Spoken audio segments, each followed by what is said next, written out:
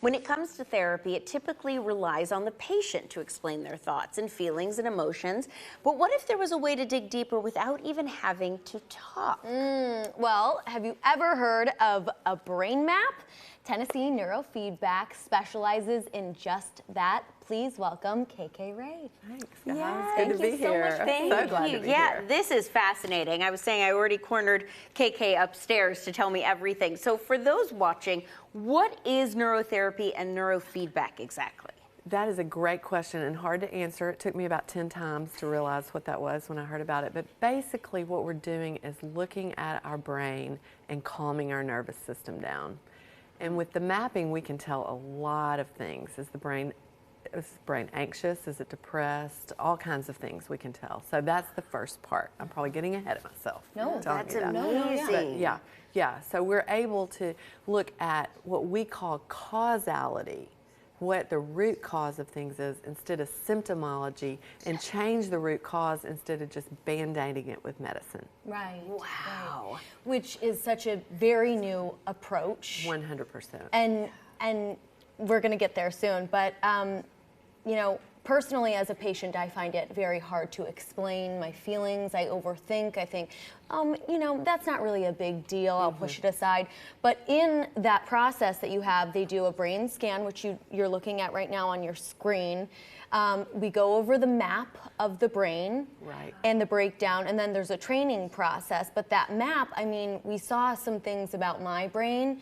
I mean, I have a hard time remembering names. Wow, sequential, really? What's it called? Sequential. Well, we're able to tell, do you have some short-term memory issues or sequential memory? And so an example would be, do you have to go back and look at a recipe 500 times as you're cooking something? And it's not an IQ issue. It's a brain issue that we can correct back into a regulated state. Wow. Yeah, it's really cool. I know I asked you upstairs if you could see things like different neurotransmitters, like can you tell if I'm high or low in dopamine or something like that? We have signals for that we can tell. What we're going to look at is what the actual electricity of the brain is doing. And from that imaging, we can go in and we say, because of this, your brain is probably having a little bit of trouble with this. And so for you, if you feel like you're kind of browned out, think of a battery.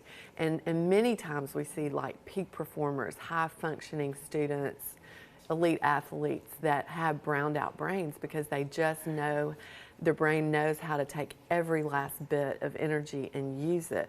But then you're maybe leaking sideways on people by not being that kind, or triggers are quick, those kind of things. So yeah, we can tell if you have that battery power is low. And how do you fix that? Well, so your therapy, you're watching Netflix. Talk a little bit about that because that's fascinating. So it's really operant conditioning. So what we're doing is watching what your brain is doing, and when it's going in the right direction, you're getting a feedback tone in your ear, and if you're watching Netflix, the screen brightens. And so your brain at an unconscious level says, ooh, I like that. That feels good. I want to do that again and repeat that behavior. So over time, you literally grow new neural pathways and slough off the old ones, and that gets us into the regulated state.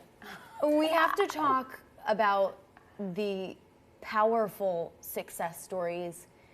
A boy with autism. I mean, there's plenty. Yeah, it's the most gratifying thing I've ever done in my career because you really see and you can quantify how people change. So for instance, this one kid who's just a miracle, he was literally at 16 sitting in his mom's lap when we read his brain map, and by the end of his treatment, he was touring kids at his high school as a docent, bringing kids in. He was president of the bowling team and had gotten off all his medicine.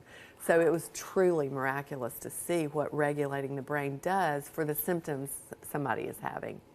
Wow, that's really unbelievable. How many, or how long is the kind of the retraining? How long does that take? Well, we say you really start getting relief about 12 sessions in, but we like people to plan on 40 to 60. And there is there's a pretty big continuum, and we really go with how is that patient feeling?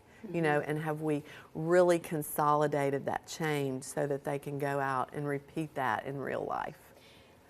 Another point that I thought was absolutely fascinating was you could see where I stored emotions and traumas in my brain. Right. And I think that right now, it's huge right huge. now, and I don't want to minimize that at all. So what we want to know is what's happening to people's brains through this collective trauma. We all know that we're walking through brain fog, right? We can hardly even focus and think. I was nervous being here because I didn't know if I'd be able to pull up words. So what we want to do over time, especially with children, that we don't want to just pull out things when they're not ready, we can regulate that nervous system that has been damaged from this trauma and regulate it non-consciously for them. And then you happen to see that kids are able to speak about this tragedy, or able to connect with people, or walk in the school building without being frozen from fear. because I mean, you have stories of working with foster kids and all Yeah, alike. it's amazing. It's amazing. It's really gratifying, yeah. Incredible work that you're doing. Thank you. y'all. Thank you Thank y'all for so, having me. so much. Wonderful. Well, you can check out Tennessee Neurofeedback at tnnfb.org.